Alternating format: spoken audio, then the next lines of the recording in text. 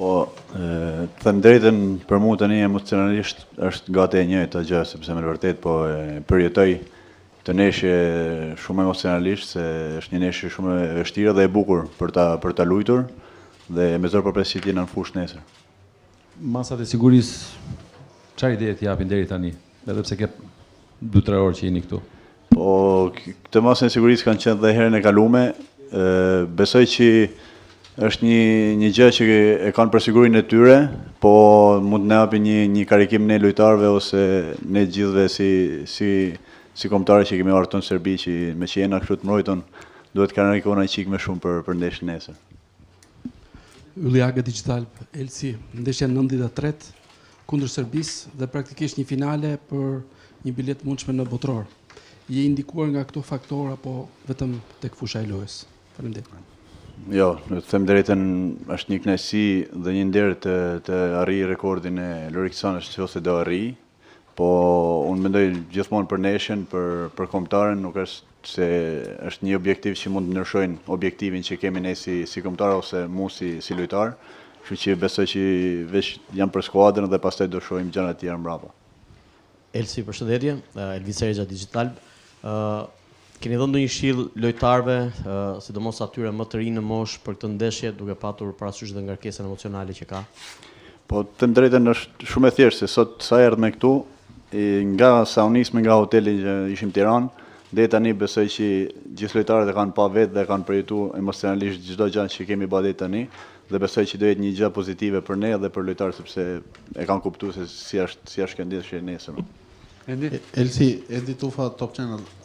Para 2 muajsh ne patëm ndjesinë sikur e humbëm një ndeshje që mund t'i merrnim 3 pikët.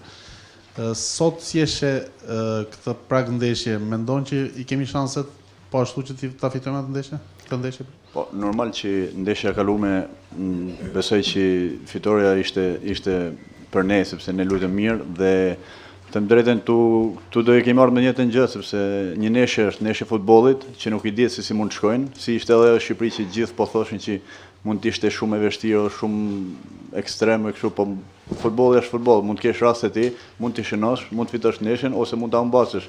Po thjesht dëshiroj që gjithë të japin 100% fushë dhe pastaj sido që të shkojnë do jetë një gjë tjetër si do shohim pas ndeshjes. Sulçe? Altin Sulçe, A2 CNN. Si mendoni Elsi, me që jemi te përqindja ta 100%, sa përqind ka ekipi ynë që marrin rezultat fitore, barazim humbje?